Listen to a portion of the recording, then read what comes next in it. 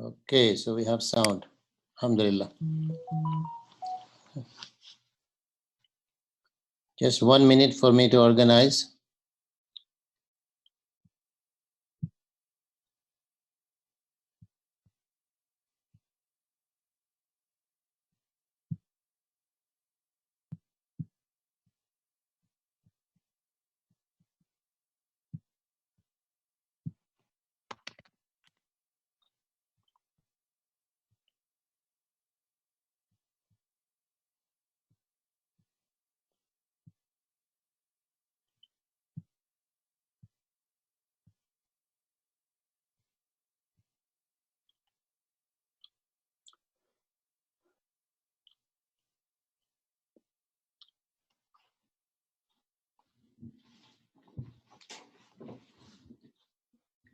It's 4:30 and 1 minute past, so inshallah I will start. Please hold on to your questions until the time I say. Up to that time, in this webinar, I want to discuss with you how to construct and conduct BlackBoard tests or BlackBoard exams. So for that, at the moment, I'm sharing you my BlackBoard page.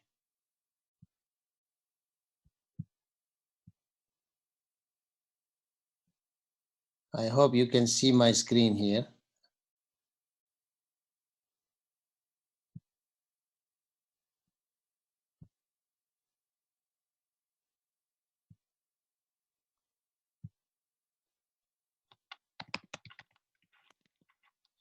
Can all of you see my screen? Can all see my screen?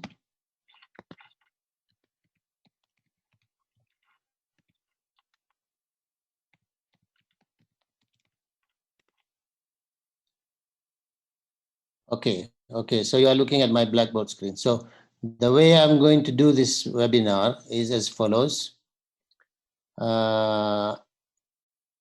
First of all, in the first half an hour, I will explain how to make a simple multiple choice question exam or a test in Blackboard.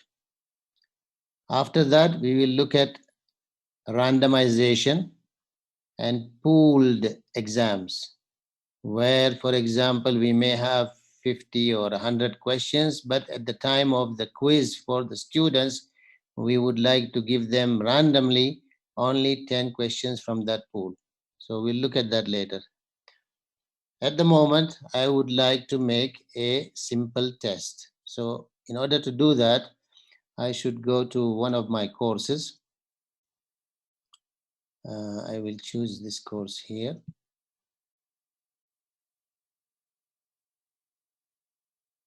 And then in order to make the test, either you can start from assignment and tests, okay, to create a new test. But I don't suggest you do that from here because these things are available for students. And you want to create an exam well before you actually give it to the students and you show it to the students. So in order to make a new quiz or a new test, first of all, go to your course management control panel and choose course tools. In the course tools, you will see almost right to the end, one before the last option is tests, surveys, and pools. So it is this place that we can make tests. We can also make surveys where you can ask students opinions about something, or you can construct banks of questions and put them into small banks with so many number of questions. For this first part, we want to make a simple test. So I will choose to go to tests. In the tests, you may see the test that you have created before. We would like to start from scratch. So we are going to start to build a new test. So the option to choose is build test. In the build test, first of all, we will give it a name. So we can say this is quiz 1 theory. And then we can give some description. So description and instructions are two things that go with any test. You would like to give some explanation about this exam to the students. So you need to write a little bit here before they actually commence the exam or commence the quiz. So before they will start, you need to give them some description and you need to give some instruction. So in here, I will write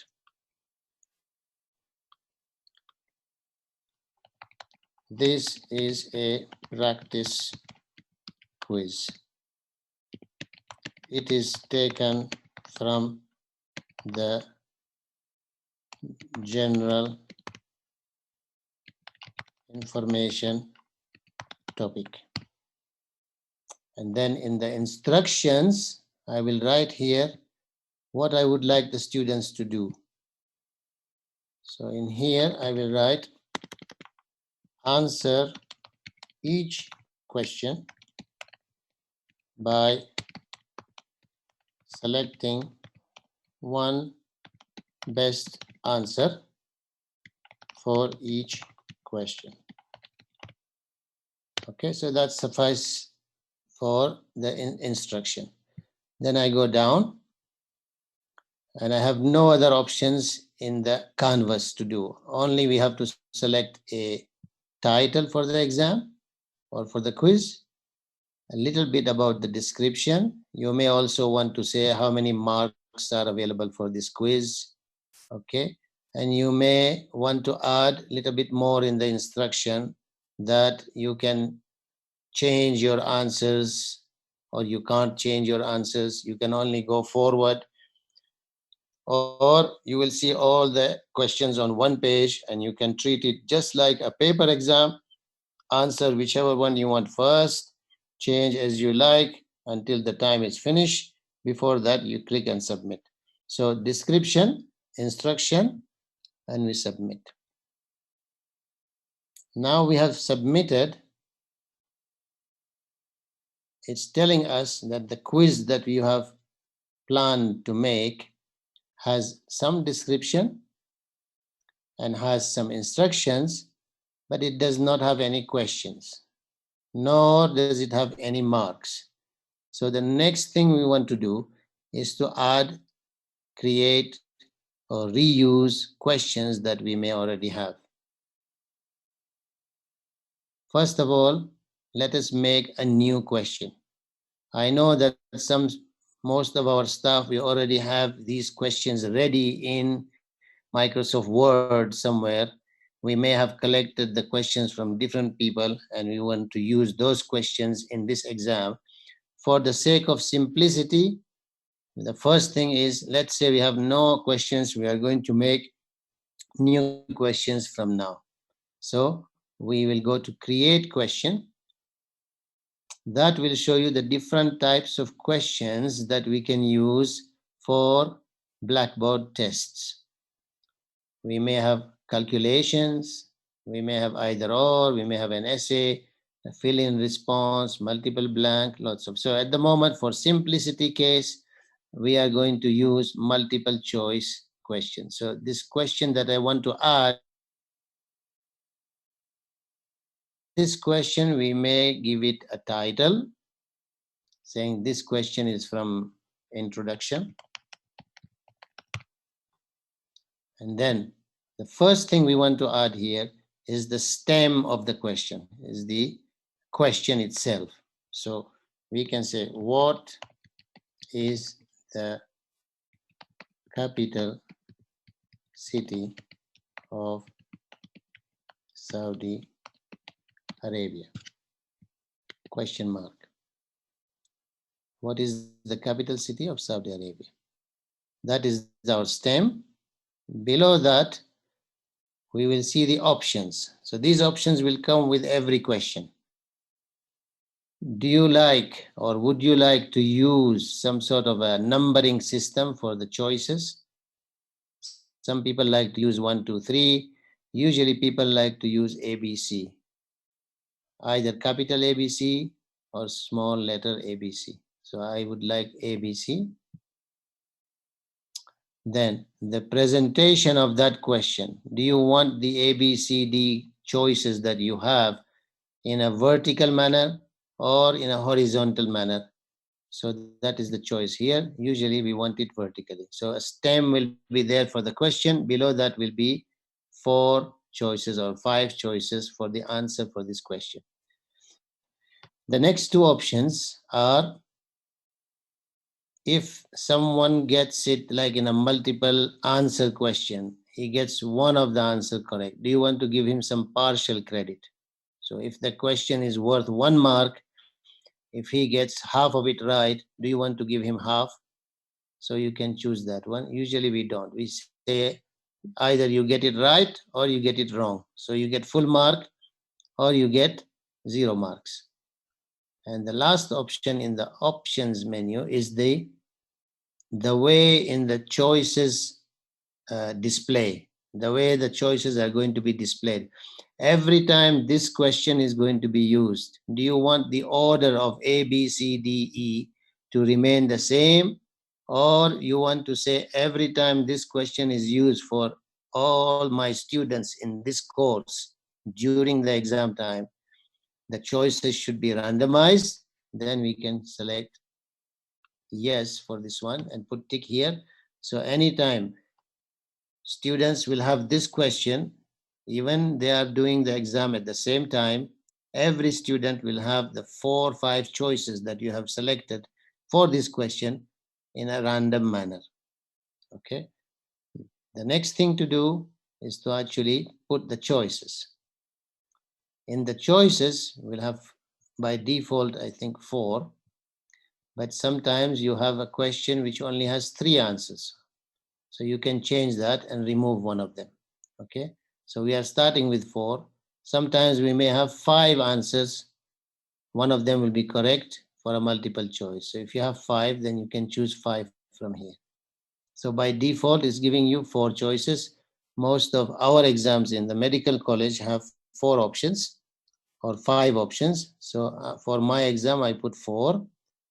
Now, the first choice here, if you can see on the left hand side, it's got a bullet and a button to define that this is going to be the correct answer.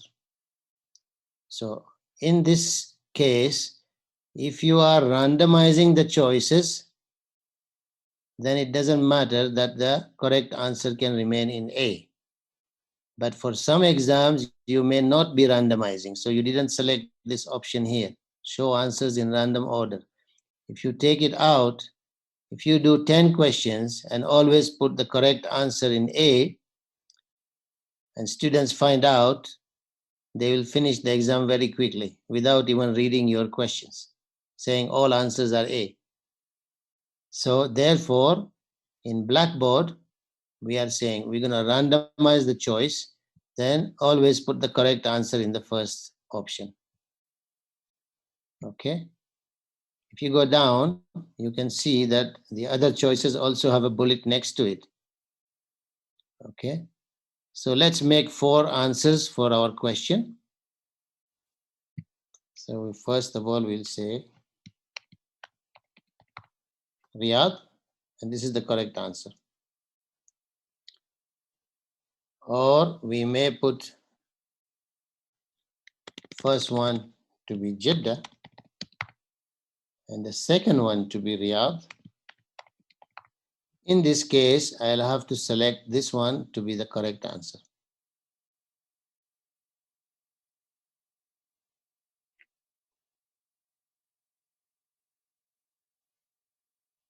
I think the e-learning deanship, they are recording. So don't worry about recording myself. Can you confirm that you are recording this webinar?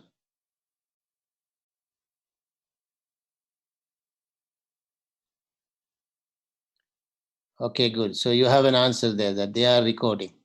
Okay, so don't worry about this, will be available later. So getting back to our question, we are putting 4 choices for this question. The correct answer can be in any one of the 4, but make sure that you put this choice for the correct answer here and you select it that this is the correct answer. By default, Blackboard will give you the first choice to be the correct answer. Okay, but you can change that. So our answer, correct answer is number 2, and I put selected there. So I need to put another 2 more answers. We can't forget Abha. Number 3 is Abha. And number 4, we can say it is Dammam. Now we have put in the 4 choices and we have made sure that the correct answer is in the right place. Okay. After that, if you want to say for this question, I want only 3 choices, then you can remove one of them. See, there is a remove button here. So one of the choice can be removed. Sometimes we have a question where there are no 4 answers. Say for a acidity measurement, either it is acidic, basic, or neutral. You don't have another choice. Therefore, you can take one of the choices out. Okay? So removing one of the choices is here. For my question at the moment, I need 4 choices. I have put 4 choices. I have also defined what is the correct answer. Okay? Then I go down. There is a feedback section. So if you are creating a quiz or an exam, and for every question you want to give feedback to the student, whether he got it right or wrong, you can put the response here. For a simple quiz, we are not going to give them any feedback. We will give them the score at the end. So I will not put anything here. But if you would like, you can show to the student that when this question was answered, either you got it right and you could write, well done. Okay? Or you can just say correct. And for the negative feedback, you can say incorrect. So this is the feedback they will receive when they have answered this question. Sometimes you can show it at the end of the exam, their whole performance, what are the correct answers, what are the wrong answers. Sometimes you don't want to show them, or sometimes you don't want to give any feedback. So for this question, for simplicity, I don't want to give any feedback, so I leave it empty. Okay, then I go down. If you are considering to make banks of questions, then you can start defining some ways in which to find this question in your data bank, in your questions bank. And you can also define the level of difficulty, from which topic it is coming, which category it is coming, what is the keyword. Usually we don't put anything here because we are making a simple practice exam. Okay, if it was for real, you could start organizing your questions into difficult question, easy questions, into categories like these questions belong to a certain topic. These other questions, they belong to another topic, another category. Okay. So categories and keywords can be defined here. So I have not given any feedback to the student about this question, to the question takers or the quiz takers. I have not defined any category or keyword. You may also would like to give some notes to the actual instructors, to the teachers who are teaching with you in this exam. For example, I could say, during the exam, please do not answer any questions of the students. Or there is a question, it needs a bit of explanation. When the students ask you, tell them what it is. Okay, so you can write some instructor notes here. This is only for the instructor. Okay. So we have defined a question. It has a stem. It's a multiple choice question. It has 4 choices. The second choice is the correct one. Let me come back to the actual question here. I typed this question. Some of our colleagues, they may have this question already prepared in Word. They don't want to type it manually. They want to copy from Word to here. Please bear in mind, when you copy from Word into BlackBoard, there is some hidden formatting, like the style of the font, the color of the font, the size of the font, which is already defined in Word. Sometimes it does not carry forward to this place, and it may mess your display of the question. Therefore, I would suggest, if you are going to copy from already prepared document that you have, first of all, take those questions from Word into Notepad, a simple text program. Okay, so it will lose all the formatting. There will be no color, no size. It will be in a default same size for all the text that you have. From the Notepad, then you can copy and paste it in this place. Once you are here, then you can decide saying, I want bold for the question. So I can highlight everything.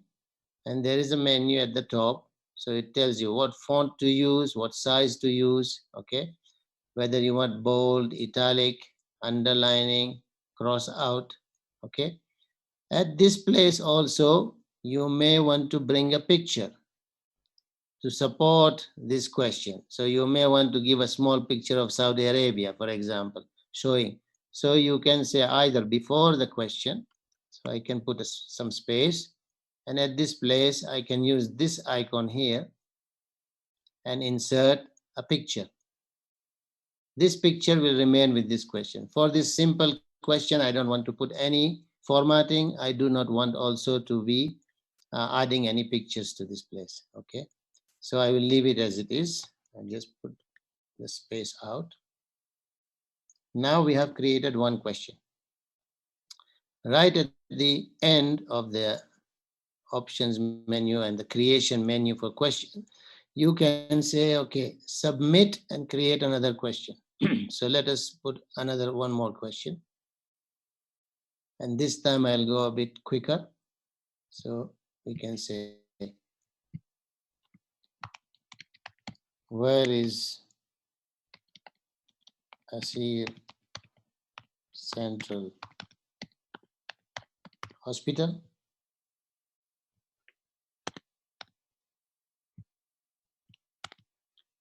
And then I go down. I want ABCD to be systematic. I want randomization. And this time I'm going to put the correct answer in the first place. Then the other are Riyadh, Jeddah, and let's say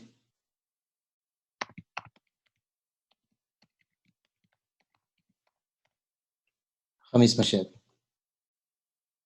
And then no feedback, no instructor notes, no categories. Just go either now to submit one more question, or let's say we want to add another type of question. So let's submit this now. So it's telling us by default what happened now. We have 2 questions. The Blackboard already selected that for every question there will be 10 marks. So the total marks is 20. I can change that, saying, okay, select all questions in my bank or in my quiz. And I say, no, instead of 10, I want only 1 mark. Okay, so now when I press OK, come back to my quiz again. This is practice quiz created today. Where has it gone?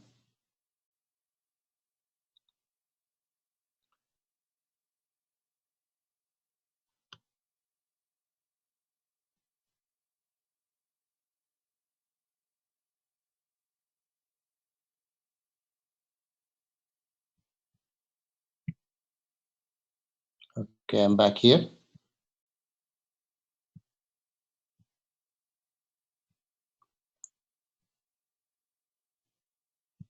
Update. That's what I should have done. So this quiz has got 2 questions, and now I've defined every question to be 1 mark. Okay, in this way I can add more questions if I want. Also, if I find that this correct answer was in the wrong place, I could also go and edit this question and change the correct answer. Okay, so this way we have made a quiz with 2 questions. Now I will say it's called quiz 1 theory. Suppose I wanted to change the name. So here you are, that name here, you can also edit that. So instead of this one, I will say it is actually a practice quiz 1. Okay. I can also change the description or edit the description. Also edit the instruction. Submit. Now it has changed to practice quiz 1. Now I can go to the end and I will find this test in the number of tests that I have here. So can we find it now? Practice quiz 1 theory. There it is. Okay, those quizzes that you create or exams, they will have a status, whether deployed or not deployed. So there are many with no, that means we have not used these quizzes before for any exams. There is something like this assignment and test. Therefore, this quiz has been used already in the assignment and test. So next thing to do now, once you have created your test here with the questions that you have added and you're happy with it, you would now like to deploy it to the student. So now we go to the top menu and you go to the assignment and test. As an instructor, you will see all the previous tests that you have done, but for students, they will not find them, except the ones that are scheduled and coming up. So we now want to schedule that practice quiz for our students. Where do we go? We go to assessment, we go to test, and now in the list, you will find your practice theory quiz. There it is. So we select it and we submit. It won't go to the students yet because you need to do the test options now. So we created the quiz or the test. We now putting it available for the students. So we have to schedule it. Okay, so we have now selected it. The next thing to do is to go through these options again. So is the description okay? Yes, it is okay. Is the instruction okay? Right.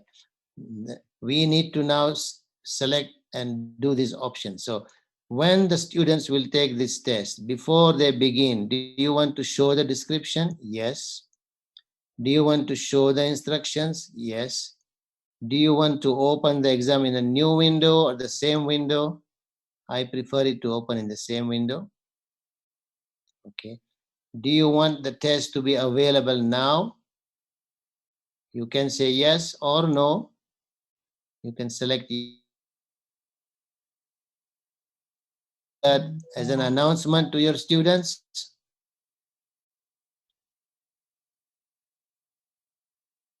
Okay, you can add an announcement that there's going to be a quiz. How many attempts are you going to give them for this quiz? So you can say, I want to give 2 attempts or 3 attempts.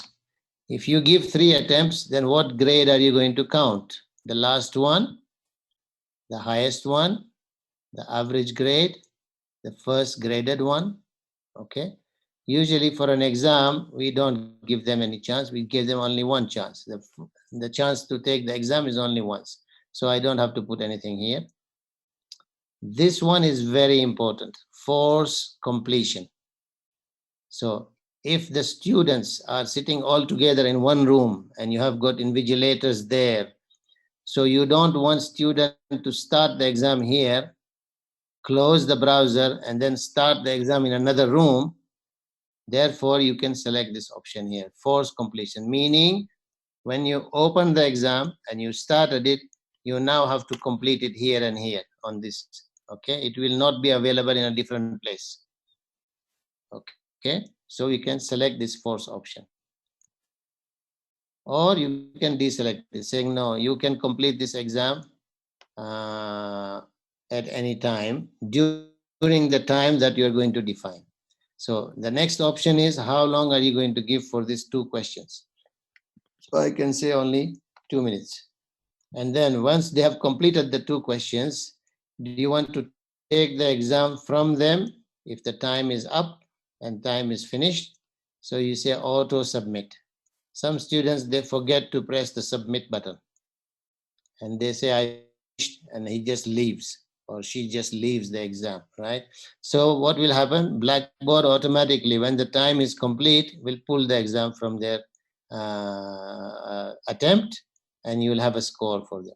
So in addition to making it available at the top where we said make the exam available to students, when do you want to make it available? So you can say display after, display until. Okay, so you can define a time. So today's date is there. It's going to open at 5 o'clock. All right. And it's going to close at 4:59. So 1 hour is going to give them. So we want to change that, saying no, same time, but to finish at 4:10, let's say 5:10. 5:10. So we 5 and then change this to 10. Okay, and it will start from now. So in addition to the time, we can also say before you start, there's going to be a password. So define a password to start. That is very useful. If you got all the students in one place, people take different time to start on their computer. Somebody needs to start his computer. Somebody is already ready with his. So you can say everybody starts at the same time as soon as you give them the password. Okay. There are some other options here. You can restrict it to some location, and this will be given to you by the e-learning deanship to say it is available only on these computers in a certain room. It won't be available from home. We say no restriction at the moment. Availability exceptions. So sometimes you may have groups of students. You want to give it to them and not to give it to the other students. Okay, so you can define groups. We're not going to do that anything for now. The due date, at the moment, we already restricted by time, so we don't need to bother about due date.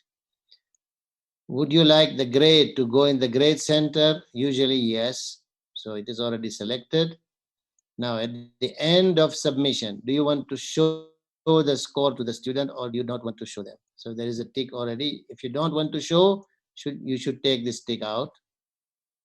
After submission, scores should not be shown, so it's out. If you want to show it, then you can say you can show all the answers, the correct answers, and the submitted answers.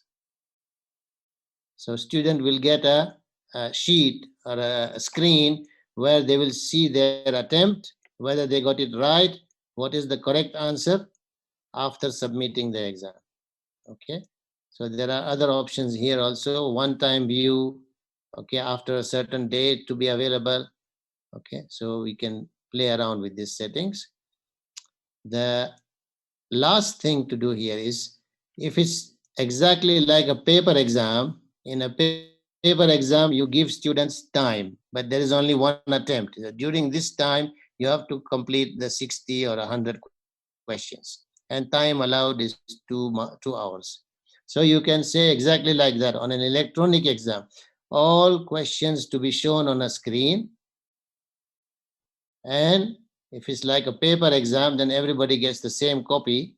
So you don't have to select randomized questions. Remember, creating the question, we are asking about randomizing the choices.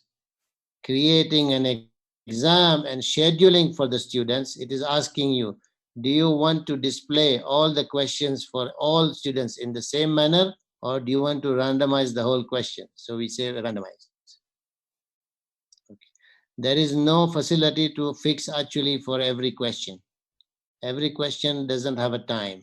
In Blackboard simple exam, there is no fixed time for every question. There is a fixed time for the whole exam. Okay. So we saw in the settings, there is nothing like that. For the question, how long do you want to give? Okay. Right. Instead of showing, since if you want to create a home exam for the students, okay, so you can make it a bit tighter and make it more strict, saying not all at once, one at a time without going back. So you could have all the students at home in their own homes, or maybe they're sitting together in some place.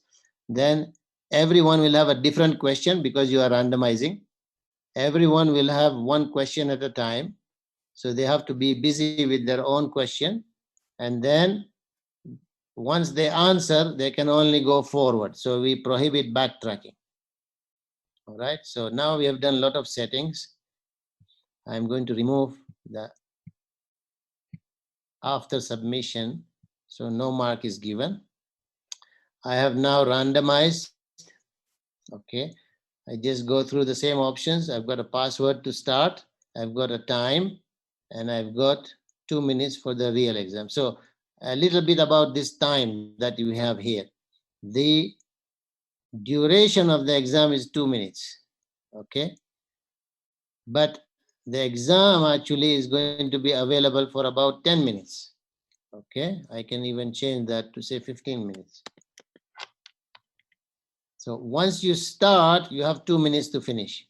But you can start within this window here, 15 minutes. Okay. So I'm done. I say, okay, submit. Now I have a new exam prepared on the assignment and test, which you'll find right at the end here. So shall we just take this exam and then see where the scores are going? Okay. What you will find is that although in the quiz itself you said don't show the answers, don't show the mark, you still will have to go to the grade center here and have a look at the column for that quiz, and you will need to hide that column as well. So if you go here, right at the end, you will see practice quiz. So you can go here and say hide from student view. Okay, hide from student view. So students will not be able to see the mark. So now the answer is hidden, but you will be able to see it because you are the instructor. All right. So now we have hidden. Now, if it's the only exam that you have, so remember there are also in the grade center a column for total and a column for total, weighted total. So if it's the only exam, if you hide the exam, they will still go to the total and it will show them their mark. So you need to hide that as well. Okay. Any way to interact with student during the exam? Well, you can open a chat window on WhatsApp and you could be chatting with them. Okay. Blackboard also offers a chat actually in the course. So let us deal with this simple exam and we take a small break and allow you to think about it. So now we are going to take the test. All right. So I am assuming that I am a student. So I can go to student view here. And as I'm a student, if I go to the test, I will only see those tests that are available to me now. So here is the test. I start, I've got the instructions here. I begin. Before I begin, I have to put in the password. Here is the exam now. So first question, only one question is randomly given to me. What is the capital city of Saudi Arabia? That's a difficult question. Then I go to, if I just wait here a few seconds, automatically the answer is saved. So you can tell your students, you don't have to click on save. You can just answer the question and go to the next question. Before you go to the next question, it will save the answer here. Okay, so I go to next question. I am seeing at the top also the status. So if I have 60, 70 questions, all of them will be lined up here. I know which I have answered. If I have prohibited them from going back, you won't be able to go back to the other question. Okay.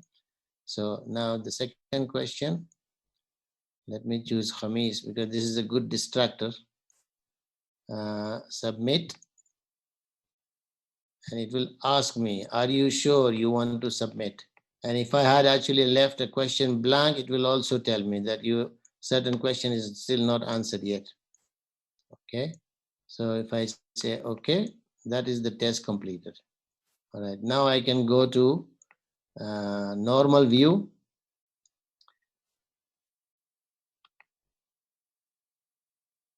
If I had opened it, now the student will already see in my grades what is the mark for that exam. All right. But I have not opened it, so they won't be able to see the mark. However, me as the instructor, I can go to the grade center, full grade center. And if I was a real student taking that exam, as you can see here, okay, there is a mark. So the mark would be there. If you want to see the attempt of the student, then you can go to the exam here and say attempt. And then you can recap and say what questions were wrong, what questions were right. So by this way, I think we take a small break now to ask some questions if you have. Let's say 10 minutes for questions.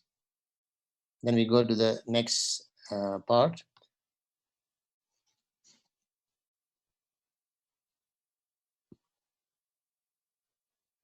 Okay, I have a question from Dr. Shabir. Can a student change selected choice after saving? Sure. If you have, the way I presented this exam, I said, if you have question one by one with no going back, then he cannot change the answer to the previous question because he's already answered and he moved to the next choice. But if you have all the questions on one page, then they have the full time, the duration of the exam, to go and edit and change. Okay, so they will have a full chance to change their answer at any time. Dr. Shadma saying, I don't understand forced completion. Let me tell you about forced completion. Say you invited your student to a particular room, or maybe they are at home. But once they start the exam, or the quiz, now they have to finish it. If they left it and if they close the window or close the computer, then that is their attempt already gone. They won't be able to take the exam. Even if the duration of the availability of this exam you gave 1 hour, the actual exam is only 2 minutes, but you opened it for 1 hour, they cannot go to another computer or even the same computer to actually do that same exam again because they already lost the attempt. All right, that's what forced completion means. They have to finish it once they open the exam. They cannot. If you take the forced completion out, I could say in the 10, 20 exam, 20 question exam, I could do 10. Then I could close without submitting. Then I could go to the assignment and test again because the time of availability is still there. I will see the test. I will click on the same test. Now it will tell you, do you want to resume? I could be on another computer. Opening the same place, you will be able to resume. It will show you how many questions are already saved, and you still have the time to do these questions again or complete and then submit. Once you submit, you don't have a chance. Is it necessary to give a password as we are already selecting starting time? Yes, because assume that you are in one room where you have a lot of students. There are 50, 100 students there. Some of them are already on that screen. If there is no password and the time has already started, they will start their exam. Whereas another student, he has a problem with his password, or he has problem with starting this computer. He needs to move to another place. So these students, they will start panicking, saying, oh, my colleague already started. I have not started. Is my time running out? Okay. So therefore, I would prefer everybody sit down, come on this Blackboard screen where the exam is, come on the page where you are required to put a password. Now you declare the password, and then everybody will be starting at the same time. Okay. How to add image to a stem of the question. Already, Dr. Himali, I said, when you are in a question, so if you are still seeing my screen, if I go to the test, quickly open a question for you. So here is a test, and let's say the practice quiz was here, and edit. So now I'm going to edit this question. Here is edit question. And at the place of the stem, which was here, so either before or after, I can now select this menu here, or this button here, insert edit image. And you can put a image here. Then you can, let's see if I have an image quickly. So from my computer, I can go to pictures. I can look up some. Here's a screenshot, for example. Okay, open. And then insert.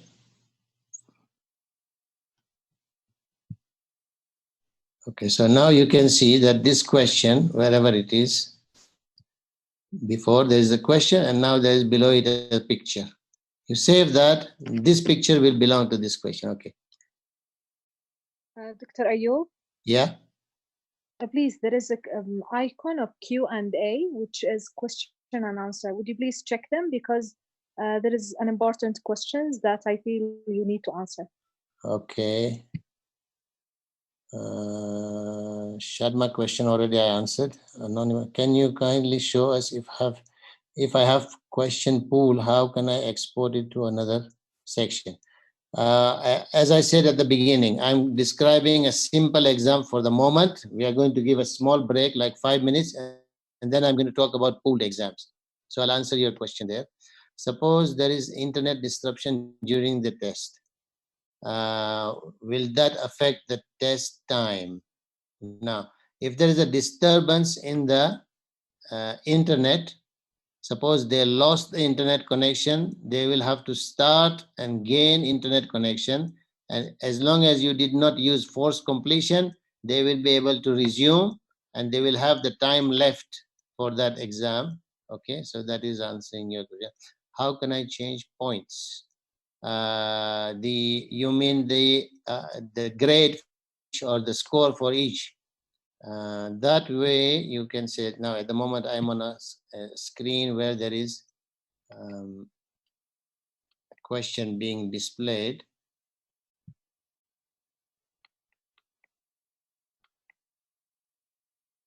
Okay, you see where the questions are now. So if I wanted to change the this one question only, and saying this one question, instead of 1 mark, I would like to give 0.5, so I can change it from here. On the right hand side, I can say instead of 1, you will have only half a mark. Submit. Now the whole exam will be changed. Instead of 2 marks, you'll have 1.5. Okay, what else? What is the mechanism, or are there any make sure students don't indulge in cheating? Mr. Dr. Murshid, if you are doing an exam from home, how are you going to see that they are not cheating? If you are doing an exam in a controlled room and you have got 5 or 6 invigilators, that is the way you control the paper exam. In the same way, you control the electronic exam. Bring them to one place. If they are going to be doing the exams from home, then I suggest you use this policy. a pool of questions, like 100 questions, and at the time of the exam, you are going to give only one question or only 10 questions from that pool. So everybody will have a different question. Once they answer, they cannot go back to change the answer. The other way, maybe you can open the camera and you can watch the student doing the exam by Skype or by another way, or you can have some way of invigilating. All right. So if it's home, there is no mechanism for stopping the cheating except to make it difficult for them. Okay. During an exam, the students can access the course material if they do it from their homes. So it will be an open book exam, right? Dr. Javed, yes, if you are going to open things on the or leave things open on your Blackboard course, of course, from home, it will be like an open book exam.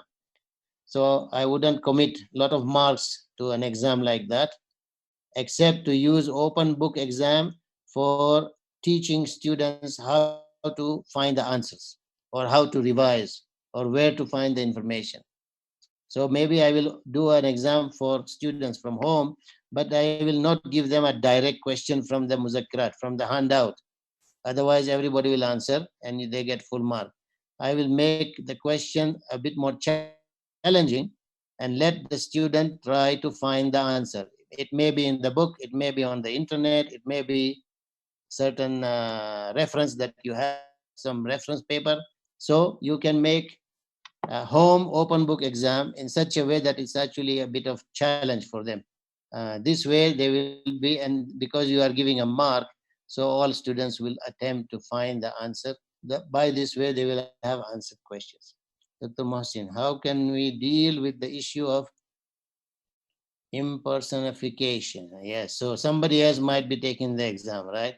So, well, you can voice chat with them on another program, for example, on Skype.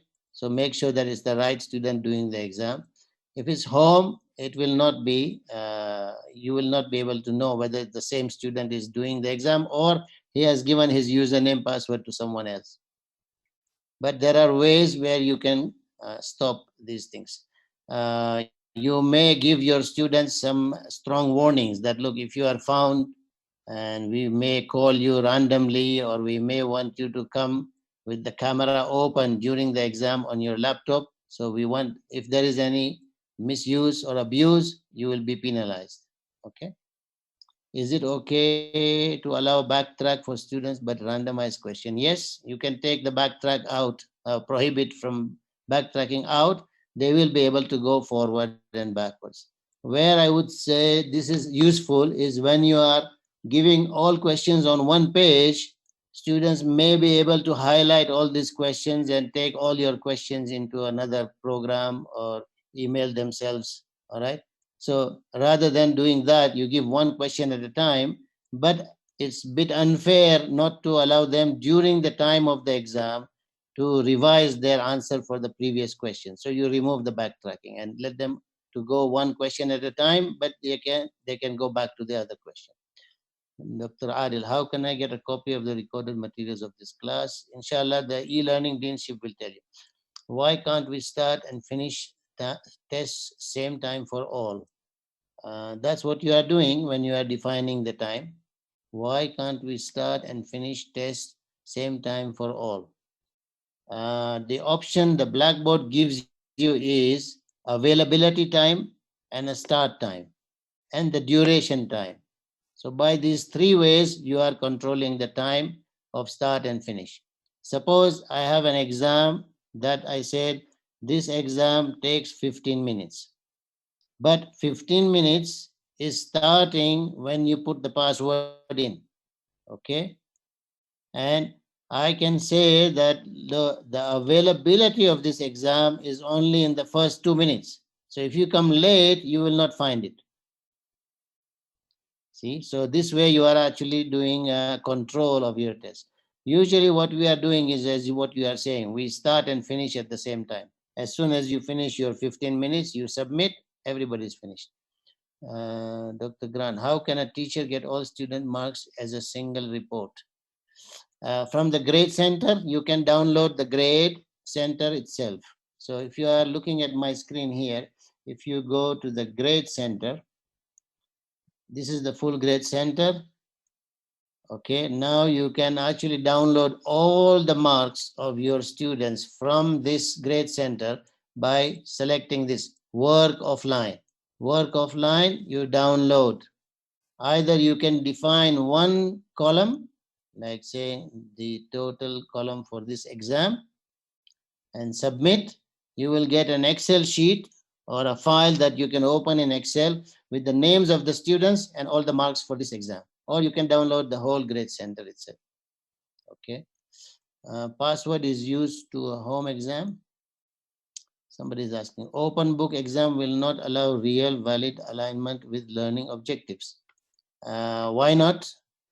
You know the learning objectives themselves. You have defined it in your course specification. So it's up to you. If you give the question according to the objective of the student learning outcome, then they will be answering that question. Why would it be not aligned? Alignment is the teacher's job to make sure that you are giving challenging questions even from home, even from open book, to get them to find the answer in a limited time. Okay, if they are not prepared or they don't know where to look for the answer, they will not answer. Up to you. Okay, thanks, dear. They did screenshot of all pool questions. Yes, okay. Preventing cheating from home is going to be difficult. All right. Yes, whenever you give them questions, they have mobile phones now. They will take photos. But you make your pool bigger and bigger. So every time you have new questions. Okay, don't reuse the same questions for home exams for different groups because they will pass it to each other. So the exercise for home exam, I think, open book exam, is for the sake of teaching students how to find answers, not really to grade, because they will get high marks because they try to share the answers with each other by photographing. So that's not the objective. Yes, we are now in a crisis situation where we might have to resort to some sort of a home exam, but we can control it as we like. Okay, Dr. Javed finished. Dr. Ismail talking about cheating prevention is not feasible in home exam. Exactly, yes, I would agree with you. But you can make it difficult and you can try to see some way of actually checking, is it the right student who is doing the exam. If presentation you selected 2 minutes, is that option for one question or for the whole? It's for the whole duration of the two questions. So you are not selecting per question what is the time. Dr. Bashir, can we embed other website links for students to find answers in an open book?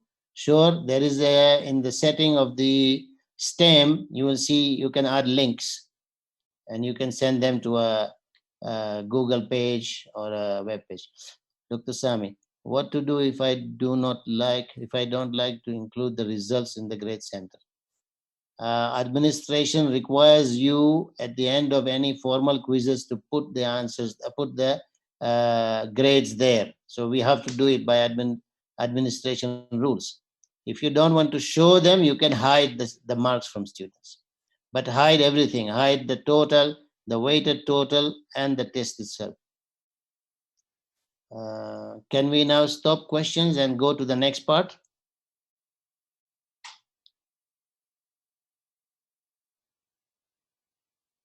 The next part I want to show you.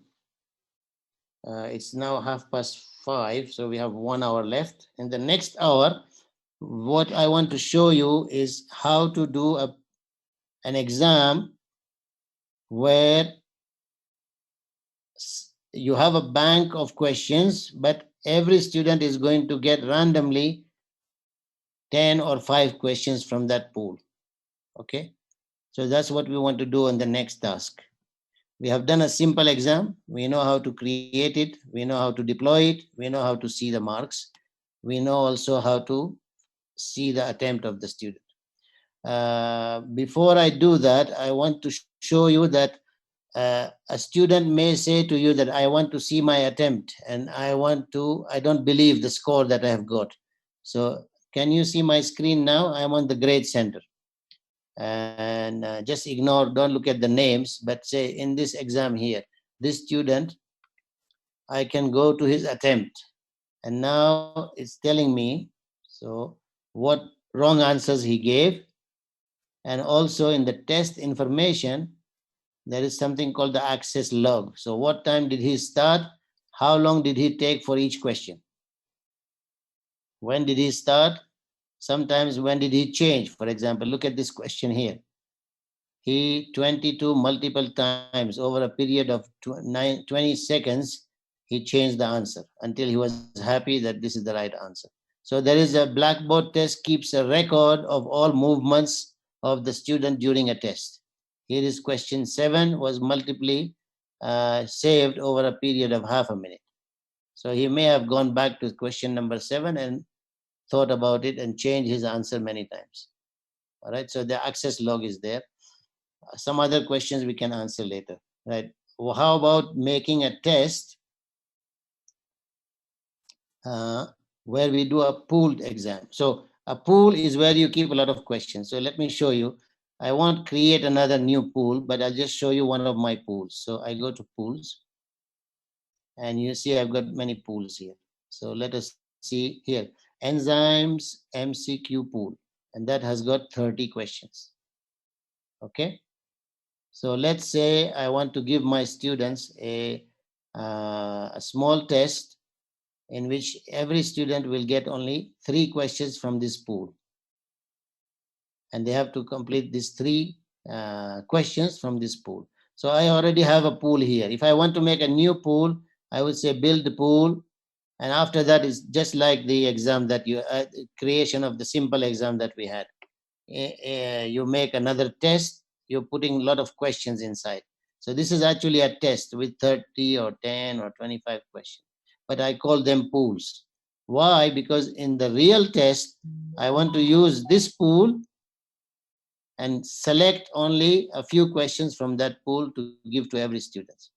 Okay, so we have pool here. Let's just have a look at the pool, edit, and here is just like the exam that you had before or created exam test before. There are 30 questions. For each question, I have defined to be a 0.1 mark. Here are the questions. Okay. There are some questions which are, most of them are multiple choice, but also I have here, look, true, false question. Okay. So this is how you select the type of the questions. All of them are worth 0.1. You can increase 1 mark or another mark for certain questions. This is a pool of some questions. Okay. We are going to use this pool to create another test. So we go out from here and go back to test, surveys, and pools. We go test. In the test, I will build now a new test. I will give, say, this is enzymes quiz. And I'll say in this quiz, there are 5 questions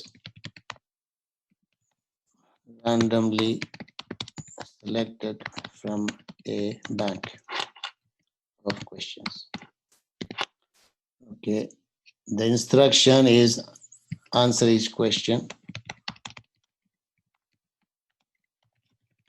by selecting one option. Okay, submit. So I have now a new canvas. I've got an enzyme quiz. At the moment, there are no questions. Previously, when we created the quiz, we said create question and we selected the type of question we want. Now we want to reuse the question. And we want actually to create a random block. Okay, so we can create a random block. Here now, the screen is showing me all my questions that I have from many years of collecting questions. Okay, So I'm saying I want all pool questions. Okay, or I say no, I want it from the pool which was called the enzyme questions. So here is the enzyme multiple choice pool. So first you select the pool, then you select all the questions. Okay, so there may be in the pool some questions that are multiple choice, some questions that are true, false, multiple answer, many different type of questions might be there in the pool. So I'm saying select all the questions that are available in this, and then I submit. Now this is very important. So it's telling me the test that I'm creating is going to use a random block, a pool that has 30 questions, and I now define here for each student he should be displaying only 5 questions from that pool randomly selected from this 30. Okay, and then I say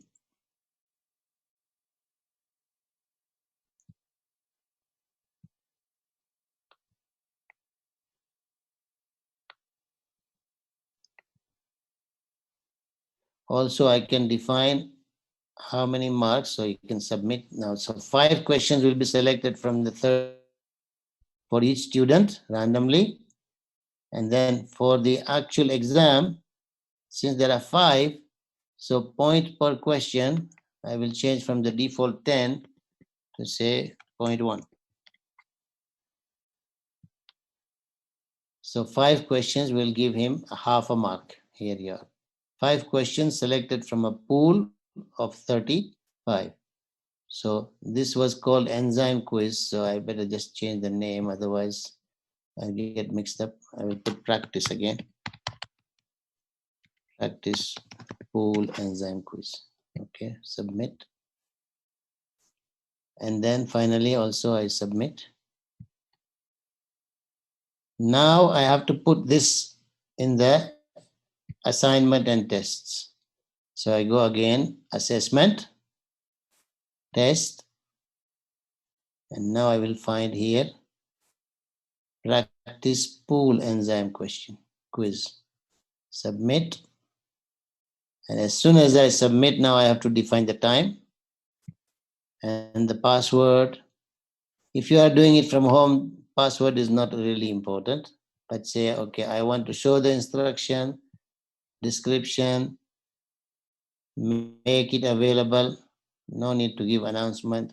I may say, I want to give you 3 attempts. So each attempt will be a randomly selected 5 questions from that pool. It won't be the same 5 questions every time. Okay. And then if you do 3 times, I can say I'll give you the highest grade. Okay. Force completion, I'm not going to use. Timer, I'm saying 5 questions, so I'll give you 5 minutes. Okay. And automatically submit. Then the time I'm going to define. So now it's 5:38. Go until, let's say, 5:50. I can define a password. No restrictions. Include it in the grade center. Don't show the answers. Okay. Since they are doing it for 3 attempts, every attempt, if they know what the score is, they may not do the second attempt, right? So I'll submit. And now we're ready for a pooled exam. I just take a short break here. Now just have a look at the questions that are coming in. Did we have an experience with home exams in the final previously in KKU? In the final, I don't think anybody did final exam with home. But I have home quizzes which are worth 1 mark. I give it for continuous assessment. Sometimes I give only 2 marks for a semester.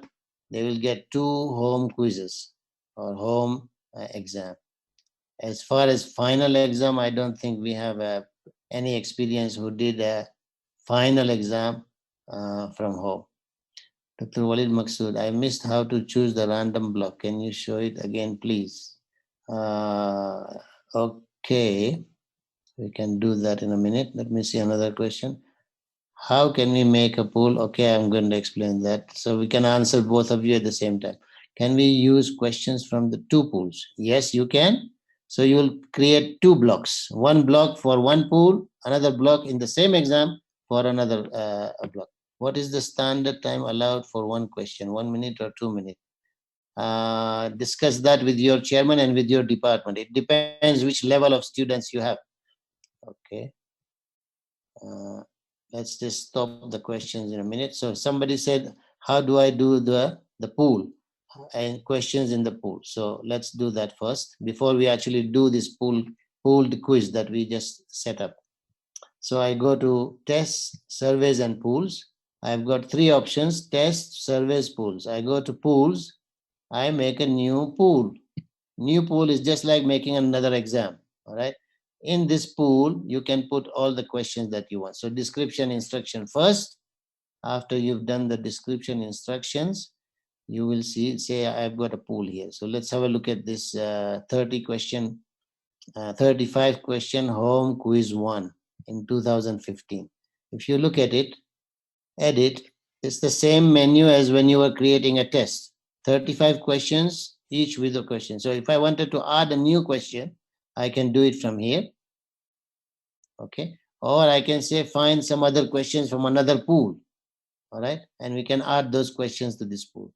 I can also upload question, but I'll do that in another half an hour when I will say to you, if you already have got questions that are made up in Microsoft Word, big, massive bank of questions that you've already done in Microsoft Word, how can you bring all those questions in one go to make your pool on the Blackboard? So I'll do that later on. So at the moment, this is a new pool. You can select questions from previous pools, or you can create new questions, right? So I'm showing you a pool of questions, 35 questions. Here they are. Each one I can edit. I can even add more questions to this one. Once you have done this, so when you are creating the test, now that you have selected the pool, you want to put some of these questions in the test. So I go back to tests, surveys, and pools. I go to test. I make a new test, because in the new test, I want to put the question for that block. But I can show you the test that I already created. That's the last one here. And let's say I want to add some more questions from another block. All right. So here's one block already. Yes. So one block is there with 30 MCQs from, or 30 questions from a pool. And I'm only going to use for every student 5 out of the 30. Suppose I want to add another one. So you can say reuse question, create random block. So this is a second block you are creating, which will come after this one, or you can make it before the present one. So I create a random block. I say I want a pool with the home quiz here, this one. So I selected my pool. After that, I say this pool may have MCQs, true, false, fill in blank, or different questions. So I can select each one, only the multiple choice, for example, here. So these 35 questions, they are multiple choice, only they will be used. Or I can say all the questions in that pool, right? And they're displayed for me here. I submit. Now I have another block. First block we already had. The second block now is saying 35 questions. Okay, select 5 questions from this one also, or just 2 questions, you can say every time. And then submit. And you define the mark that you want for these questions. So you can say 0.1 also. And submit. Now, if we go back to the same test which we have done, now you will find that there are 2 blocks. 1 to 5, they will come from the enzyme pool. 6 to 7, they will come from the home quiz 1 pool. Okay, so we've done that. Now we say okay. Let us see the actual test. Go here. So because this test is already defining where the questions are coming from, you can leave this exam, this one here, all the time, but keep changing the questions that you have in the pool, or keep adding more and more questions. So you will have different exams for different students all the time. So let's take this exam now, practice pool exam. There are 5 questions, but we need to change that because we added 2 more questions. Begin. And you see 1, 2, 3, 4, 5. I think I had as the password. So now there are 7 questions, as we said. These 1, 2, 3, 4, 5 are coming from the enzyme, and the 6 and 7 are coming from another pool, which is pH water buffer. And you have noticed something here, question that I have used here. Look, match. So this is a matching question, unlike true false, which is below that. And here this is a 3 choice multiple choice. So I can answer each one, and also here you can match, saying how does it match? Does this competitive inhibition match with what, ABC? And you have to select it. All right. So now I have shown you how to create a test where we are using randomly certain questions from a defined pool. I'll stop here and I'll have a look at the questions that people are asking. How to create column matching? Sorry, I don't understand which column you are talking about. Muhammad Sahar, how can we select different types of questions? Multiple choice, true, false, like I have already shown you that from the pool. Muhammad Jalaluddin, how can we delete the prepared exam test? Oh, okay. So you can delete it by, let me just get out of this exam.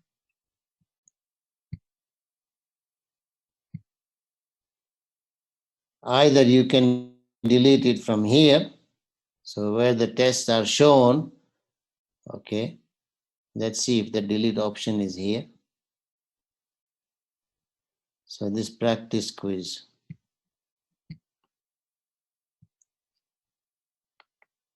There is delete there. You can delete it from here. Or you can go to where you are saving all your tests. So most of the tests are being saved in the test surveys and pools. And you can delete it from here. Okay. So there is delete here. You can also download this quiz. So local computer, if you want to use this same quiz for another group of students who are not in this section. So this is 1719 section, but I want to give the other student the same test. So you can download it from here, go to the other course and upload it to that, like by importing test here. All right, so that's answering some questions. How to use the same pool for multiple sections? Aha, so I just said, do the test creation in one of the block, one of the section. The other sections, you download the test to your computer. As I said from here, for example, look, this was what you are seeing here. There is a pool, isn't there? There is this pool here. So I'm going to copy this pool, export to local computer. So it will now download to my computer. There it is. It's a zip file. Then I go to the another window and open the second section. And in the same place, I now import it. So I use this one to import. Show this file. Now you'll have the test here. Don't worry, if it's the pooled exam, when you copy the test like this, the pool also goes with it to the second section. You don't have to manually go and create another pool there or copy the pool there. So as soon as you have this pooled test that you made here, downloaded as a zip file, when you go to the other section, it will go, the pool will go with it also. It will be called imported pool. All right. What else? Another question. Is it possible for other instructors within the same course to access the pool that I built? Of course, all instructors, like the coordinator, have the same right. So they can be adding to the same pool, or they can be viewing the same pool. They can also check these questions. One advantage of that is the instructors that you have in a course. If all of them have been teaching different part of the course, then they could be adding their questions rather than giving to you as the coordinator on paper or on a Word file, and then you having to add to the pool. You can give them the experience and the responsibility. Go to the pool that I have created and add your questions there. All right, so you can give them. Can Mr. Rifat Anwar, can you explain to me what you mean by how to create column matching? Or you mean matching question?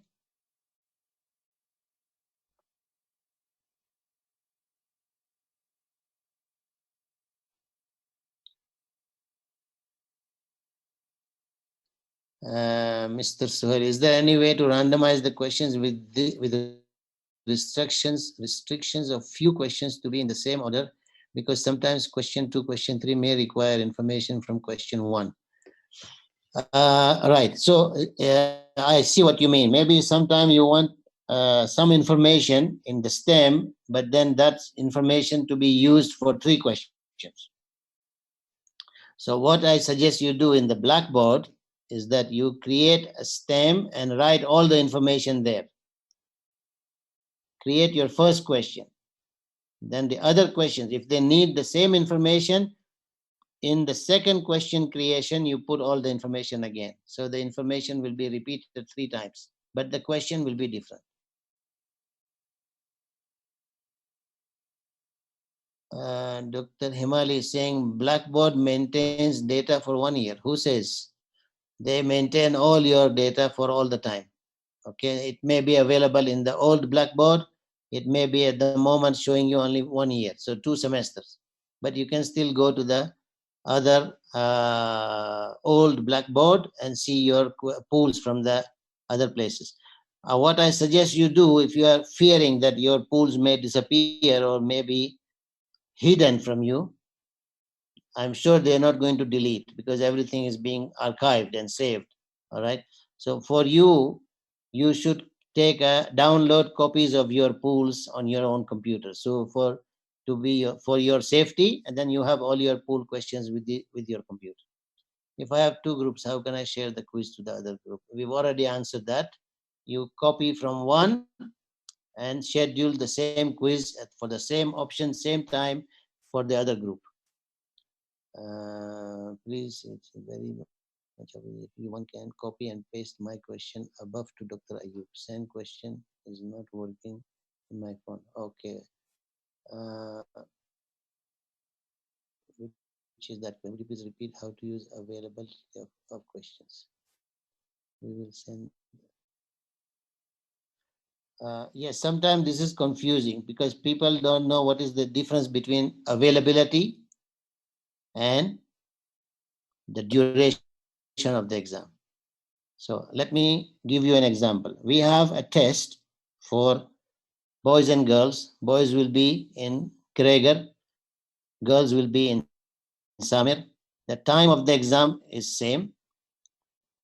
Okay, 9 o'clock in the morning, both exams starting. I have a password to begin. So password will be given to the students at the time, right? I say that the exam will start from 9 o'clock and we have 1 hour for the exam for 10 questions. But actually, the 10 questions will not take more than 15 minutes to answer. Or if you have 20 questions, not more than half an hour to answer. But what I want to make sure is that in the first 5 minutes, the students will see it in their Blackboard. If someone is late by 5 minutes, although the other students are still busy with their half an hour or the duration that they have been given for the exam, these students who come late, they will not find the exam available in their Blackboard, because you made it available only for 5 minutes. So the duration of the exam is half an hour, but the availability is only 5 minutes. Why this is a good way? Because look, if I do my home exams for the students, I know many of them may be sitting together. So I randomize so everybody will have a different questions. Okay. Some students, they will wait for the other student to finish, thinking that if I see their questions, I will also get the same questions when I do my attempt. And then I will not, although Dr. Ayyub said from 9 to 10, so I won't start at 9 o'clock, I'll start at 9:30. By 9:30, some student will have already finished. They will already have taken pictures of the questions, right? So what I can do is saying, okay, look, although you have 1 hour to complete this exam, I want you to start, all of you, between 9 and 9:10, and 10 minutes only. Within 10 minutes, everybody must start. If you delay after 9:10 or after 10 past 9, when you go to your Blackboard and you try to do the test won't be there anymore. So you lost your chance. Okay, so that's the difference between availability and, so this is how you can control. So all students will be starting at the same time, right? And if those who are late, possibly they are waiting for the other students to finish, right? So by using randomizing, sorry, by using pools, good advantage that students will get different questions from the pool. Not everybody will get the same question. And by making the availability time controlled with password, students who are playing around and they are waiting to see the answers of the others, they will lose their chance to start the exam. So you can also, during the exam, you can go into the test option. So for example, if I have a test here, uh, during while this test is going on, I can play around with edit test options, and I can go in even though everybody is busy doing their exam. I can go and change the answer, change the password here. So first 10 minutes they had one password. After 10 minutes, now I changed it to another password. So there is a risk sometimes that students will be saying, in most of them in a classroom with you doing the exam, but somebody has hidden a mobile phone with him in his pocket, and he knows that his friend is at home, because we had no restriction about the exam, where we said exam can take place as long as you can go to the Blackboard. So he may text his friend with the password, and he could be doing the exam from home, whereas rest of the people are in a room under invigilation, under supervision. So you will change the password within 5 minutes. Then now he will need another password to start. So he will run to your exam to come to the class. Any other question? Yes, there are four more questions. Okay. Can we set specific number of MCQs and true or false? Suppose we need 3 MCQs and 2 uh, false. Okay. So for that one, you'll have to make different pools then. One pool with MCQs, one pool with true false. Then the block that you use in the quiz, you can create, you can select so many MCQs and so many true false. Muhammad, pool option may create difficulty problem. How can we solve it? Right. Well, the pools that you are making, make sure it is of the same difficulty. If you have certain questions that are difficult, certain questions that are easy, I suggest you make different pools. So this pool is with the easy questions. This pool is for, so it's the same topic, but the questions will be certain number of difficult questions, certain number of easy questions, certain number of moderate questions. So make different pools. Then in those pools, you put blocks again in your exam, randomly selecting certain difficult questions, certain easy questions, certain moderate questions. How can we do computer science practical exam? Practical exam, what do you Sure. Some of the exams that I have seen, they are called practical, but they are actually showing pictures. They are actually showing pictures. So in an OSCE exam, saying for ophthalmology or for practical biochemistry, safety exam, we call it, it's a practical exam, but it's actually an MCQ theory exam because every question has got a picture. Hazardous signs, sign of a pipette, sign of a pH meter, sign of something, and then you ask your question. So that way you can do a computer science practical exam. If it's practical, you cannot do it electronically. Okay, so you'll have to, if you want, for example, say, okay, you need to do a skill with your hands, do something, calculate the answer, then give him an iPad and say, okay, answer the question on the iPad. So the answer will go as an MCQ, but actual experiment, he'll have to do it by hand. There is no replacement for a real skill determining exam or a history, how the student is examining a patient. He has to do it himself. That cannot be done in a electronic way. Any assessment suggestion for practical exams? No, sorry, I don't have any suggestion for that. You have to define it in your own department. How do you assess? How can we create subjective type questions? As I define, explain, etc. Is it possible to do marking of subjective type question automatically like objective type questions? Dr. Muhammad Akram, you can answer yourself. And if you say this question requires you to explain and the student has to write a paragraph, there's no way a computer can mark that, right? You'll have to go back. See, if you create certain questions like that, sure, you can create them in the Blackboard exam. If you have some MCQs, those answers are already 0 or 1, okay, or 0.1, whatever mark you give. The explanation or a definition type of questions, the instructor after the exam will have to go and you will find in the grade center it says this quiz needs grading. You open that, you then do the manual marking of the paragraph that the student has written, then you add a mark in the system. Now that, so it cannot be automatic, it has to be done in a manual way, but you can still do it electronically. So electronically, the student will answer. There is another problem that happens here. When you ask for definition, when you ask for a word to be written, frequently our students' English is not so up to the level. They may be saying the right answer, but spelling it in a different way.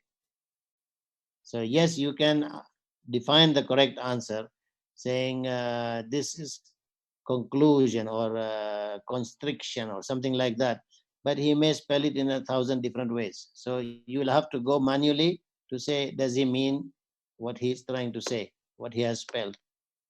So these questions, they cannot be marked automatically. You will have to go and grade it. If the questions are different, it should be at the same level and even topics. Blueprint, isn't it? Sure, Dr. Asim. Make your pools and your questions aligned with your blueprint. If your topic is certain and in that topic you have difficulty level, then make different pools for each type of questions that you want to define in a blueprint. What Blackboard test will allow you to do is to select, if you have them in different pools, saying this exam, it should have 5 very difficult questions, 10 very easy questions, some moderate questions. They should be from this topic and this topic and this topic according to your blueprint.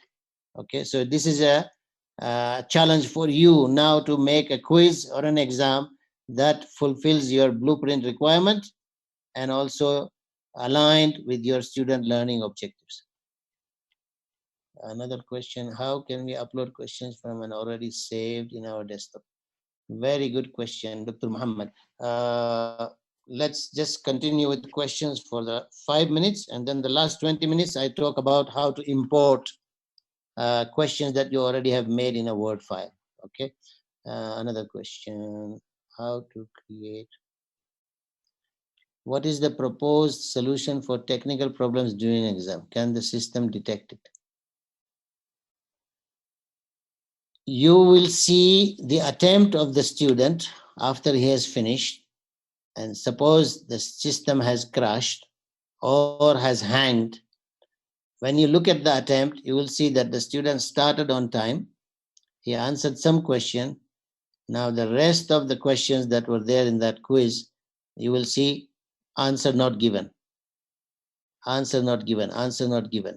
And then you look at the access log, tell you how much time he spent on this question. By this, you will get an idea. Is it really a computer problem or hanging problem?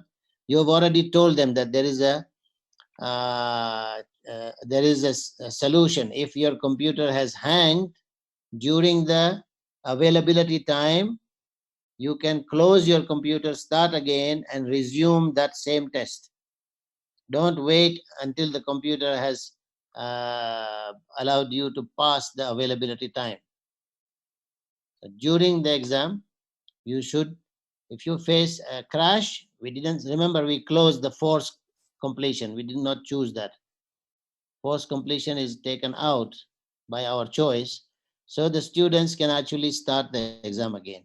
If it's hanged, you will know when it hanged or when it was internet connection was lost. Students can do screenshots of all questions and share with each other. How to avoid that? You tell me, Dr. Haitham, how to avoid screenshot taking. It's difficult. Again, import pool, import pool, again, import pool. Can we use the e-learning exam for Sunday 8 a.m. quizzes or the coming finals? Thank you. I don't know about, see, at the moment, no, in the medical college, decision has not been taken. So take it as no for an answer. No exams electronically to be conducted at the present moment. Okay, this is for the medical college. College of Medicine, they will give a declaration or give us instructions very soon whether we should be able to do electronic exams or not. Please give me more detail about how to import tests. I've already answered that. Importing tests, meaning that you already went to your test created pools here. So there were tests, for example, here. So with each test, we can export to local computer. So it will come down as a zip file, I said to you. Now you go to your second course or another course, even it could be another Blackboard course altogether. You can go again to the same place, and now the exported quiz that you did on your computer, now you press this one here, import test, and bring it here, and then schedule it for the how to create mathematical questions where the answer may vary in some range. Dr. Paul, it's a challenge for you. If you can do it, please let us know how you do it. Mathematical questions, you have some way as a formula, and then ask the student to use the formula to calculate the answer. You as a teacher know the answer, so you can give it as an MCQ. If you want the student, for example, in my course, if I say, explain how to derive the Henderson-Hasselbalch equation. So I will make that question into a short essay or a short answer question, and I'll have to mark that manually later on. So the mark will not come automatically for a question like that. I think I can, that's so, maybe I answered your question. Mathematical question with some range, right? So the range, you can define it as your choices, saying this, the question is between so and so. I give you an example.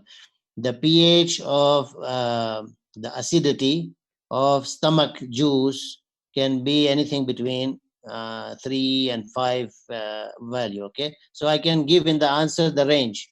So is it between 3 and 5? Is it between 8 and 10? Okay, like that. So that may be a solution how to get a range of answers that are correct.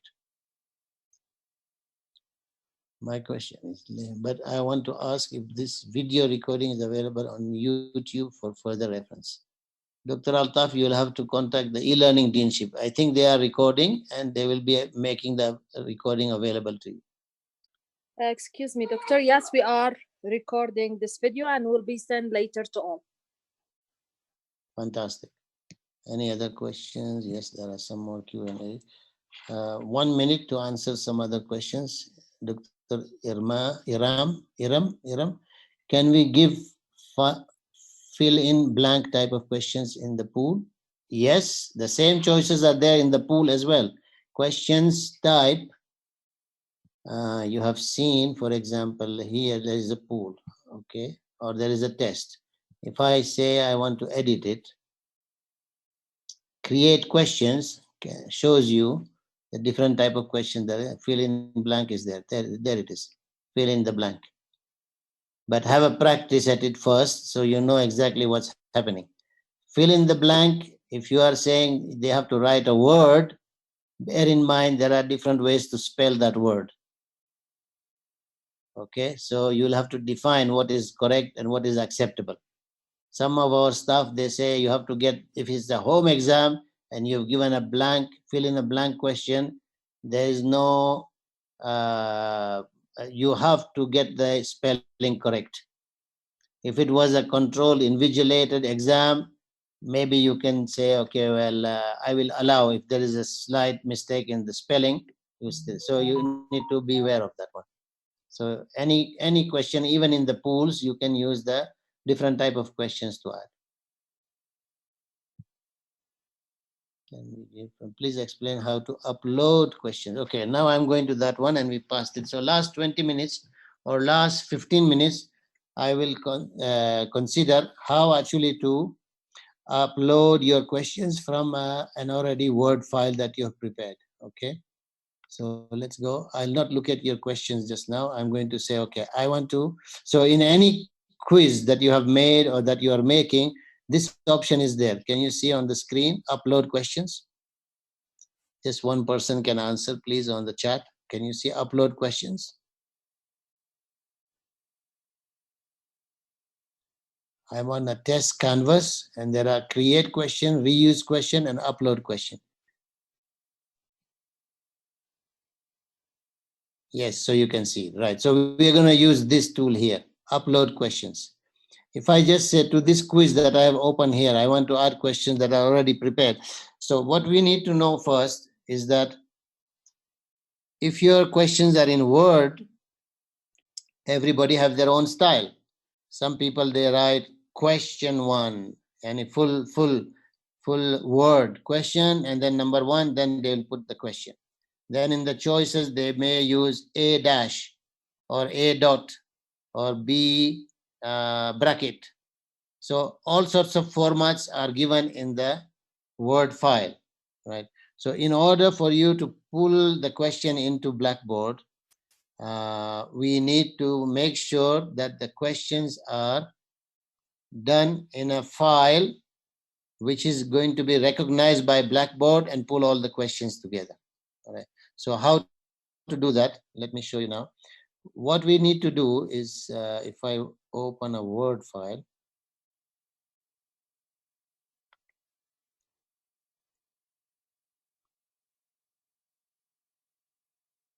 we need basically to copy all the questions from Word. So there may be some questions here.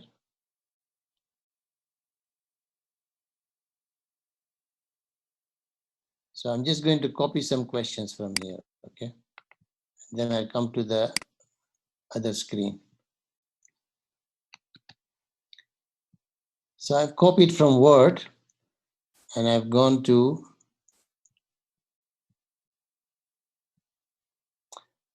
there. Now you can see my screen. I'm just going to open another window here.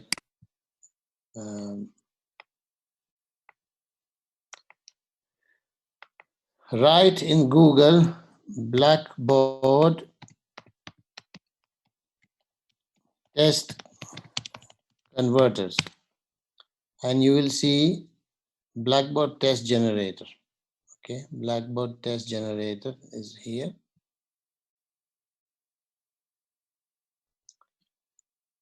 Some universities have actually given you a template saying, make sure the file is in this format. You can use the Blackboard test generator like Algonquin, and it allows this sort of questions here: multiple choice, multiple answer, true, false, right? Mainly our questions might be all MCQs. So we copy all the questions from there. I was actually looking for another type of Blackboard test.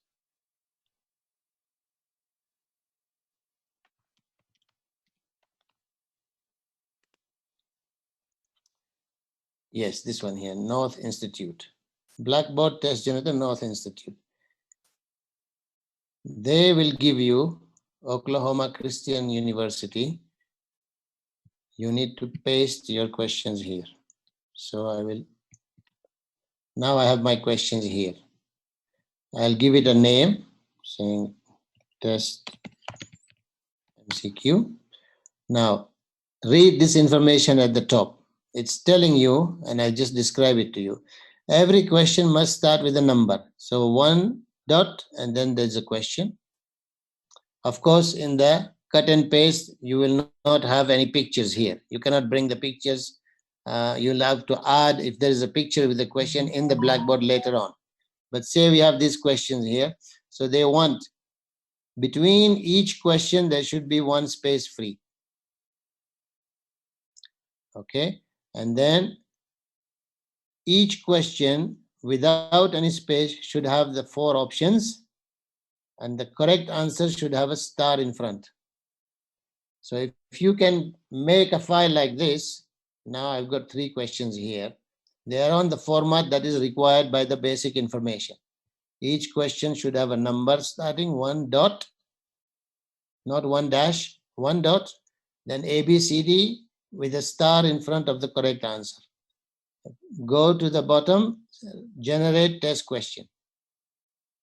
It's telling you successful. If it has failed, something in a different color will come up here. So you forgot to say maybe add a star to the correct answer. If you've done that, you put the star here, editing live on this form. Now you say download test questions. So once you are happy that 70, 80 questions that are in this file here, all of them are in the right format required, it will now be able to download for you. Now that will be a text file, okay, with the name that you gave here, test MCQs. Now you go to your Blackboard, you go to the upload questions, and now you browse for that file. So it's a browse, and it will be in my downloads, and it was called MCQ something.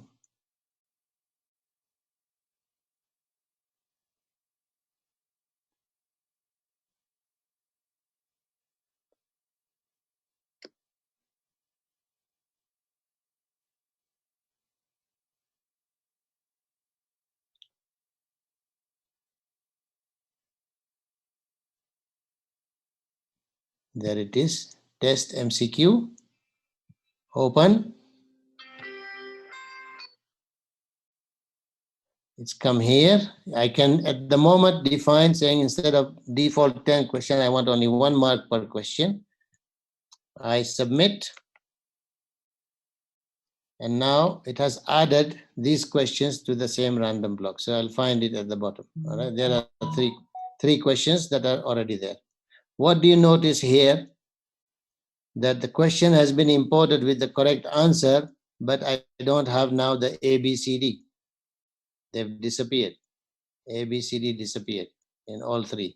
So I need to go, if it's a small number of questions, like 3 or 4 that I imported just now, I can go and edit and do my options that I need. So for example, I can change to ABCD and also randomize.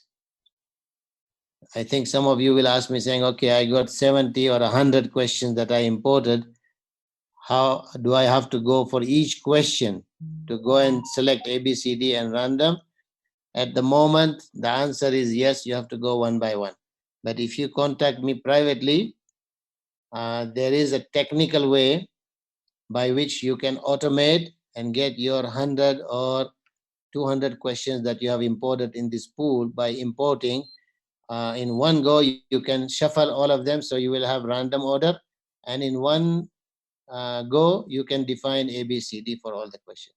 So that gives you now the ability now to import questions from a Word file using a template that is given to you by some website like this one here for BlackBoard test generator. Okay, so I will stop there, and now the last 10 minutes, I think it's for question and answers. I'll look at some questions here. If there is a question which requires students need to make diagram to answer the question, is it possible that students make diagram or on paper by hand, take a photo and upload as answer to that question? Make that question, Dr. Muhammad Akram, as a short answer question. They can upload a small picture with a paragraph of writing, then you'll need to answer it by yourself. Is there a way to analyze the electronic exam? Yes, I think I should explain something about that, because it's part of the objectives of this webinar, to show you also what you can benefit from the taken exam. So I just close here, go back to Blackboard, and let's look at an exam that I have done before. So here we are.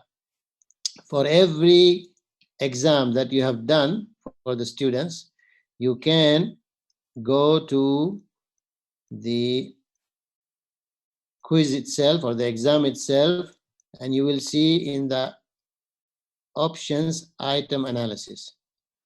Item analysis will now give you, either you can run it fresh or you have already done it before. So I've done it when the exam was taken. If I open that one, it tells you that the exam was taken by so many students. The average mark is that one. The average time taken is 37 minutes. Now this is your information that is required by in our college medical education department. How many of your questions were good questions? They were able to discriminate between high performers and low performers, or good students and poor students.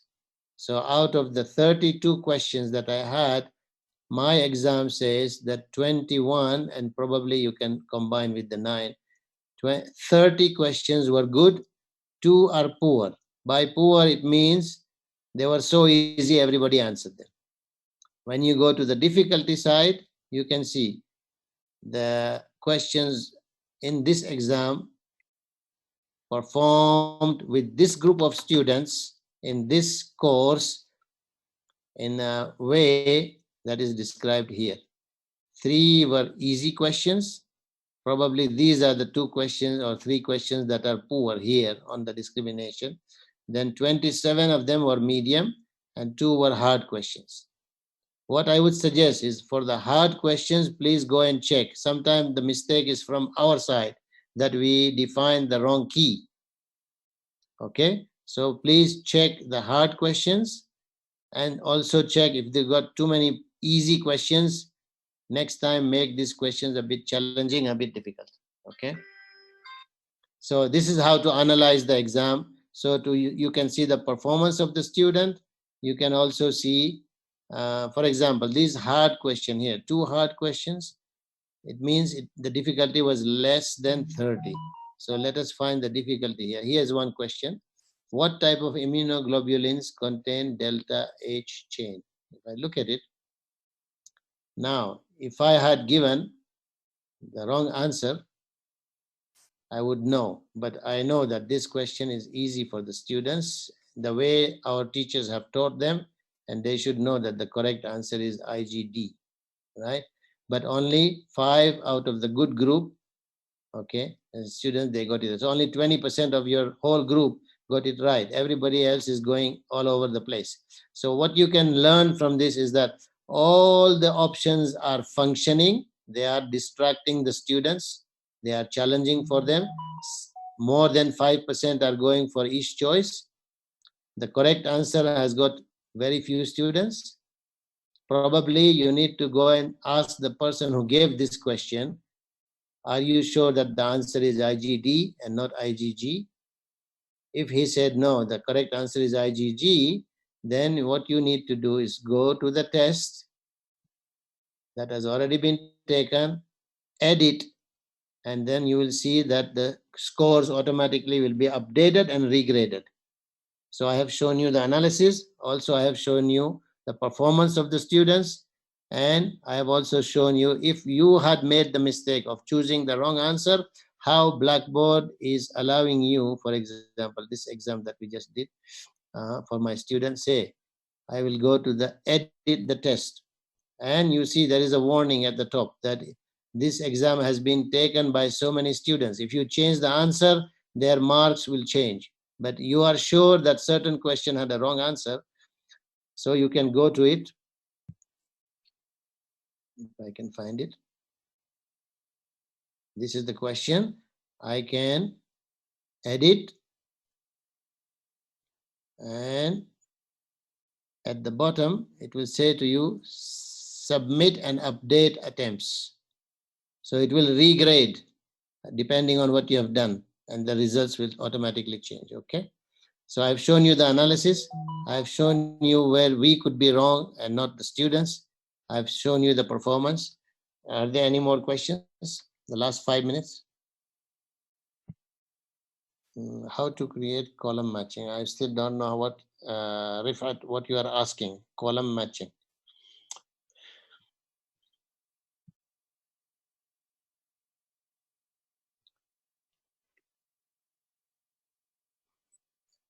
Any more questions?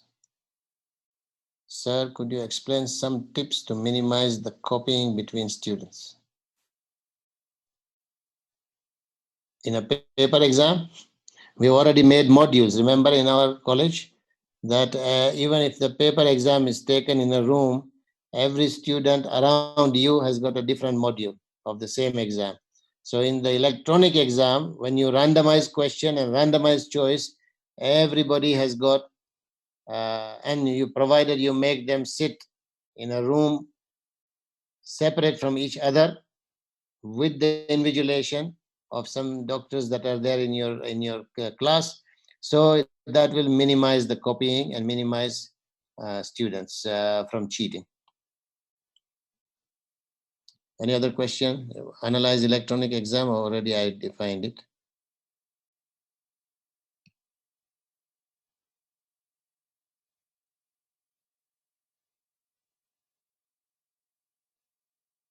And Dr. Javed is already still talking about the clinical exam. So you have to show me what is your clinical exam and see how much of that we can make it electronic.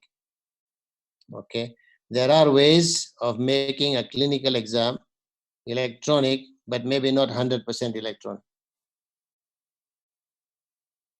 Say you have stations where a student has to perform some actions.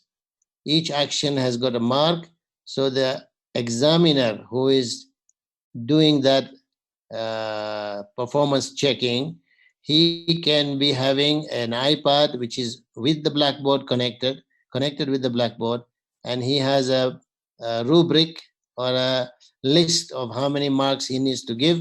He can do that online directly into the Blackboard. So this way you have done the practical clinical skill testing as well as grading the way he has performed, and the mark automatically has gone to Blackboard.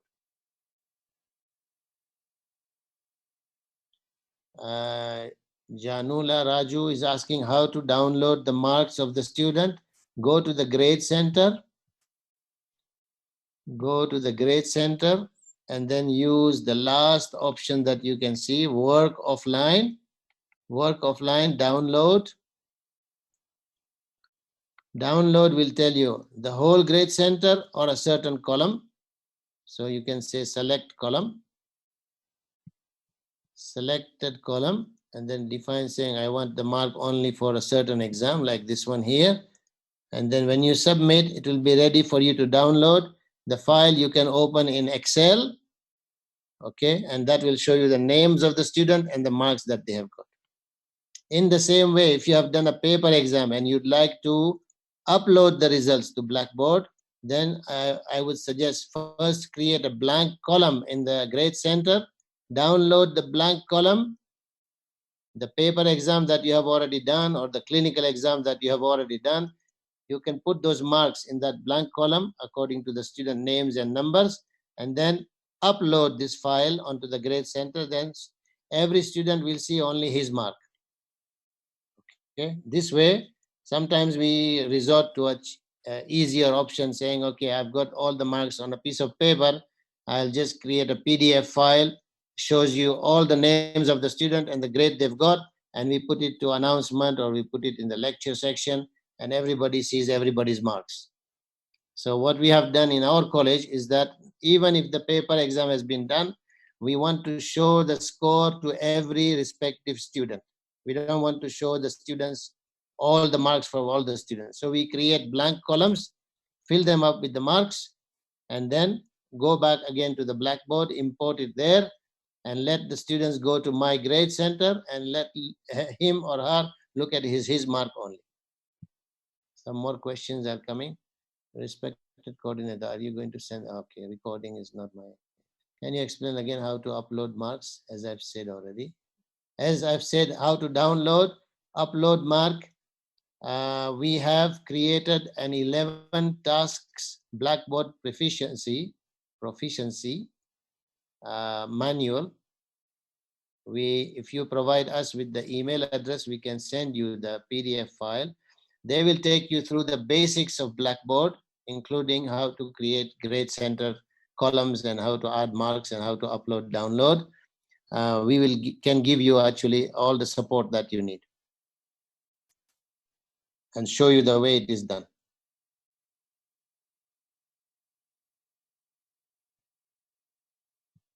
Any more questions? No, I think time is up now.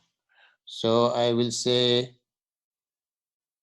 please take my email address.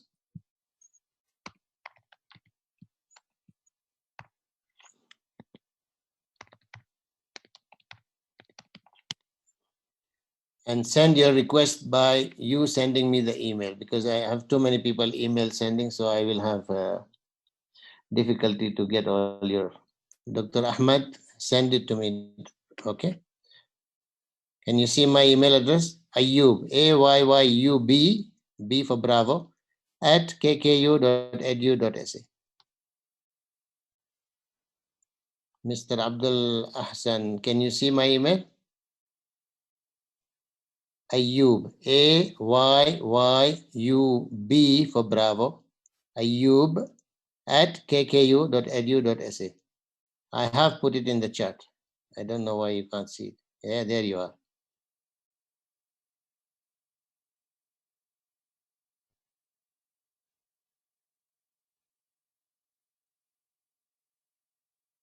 Okay, thank you very much. And goodbye for now.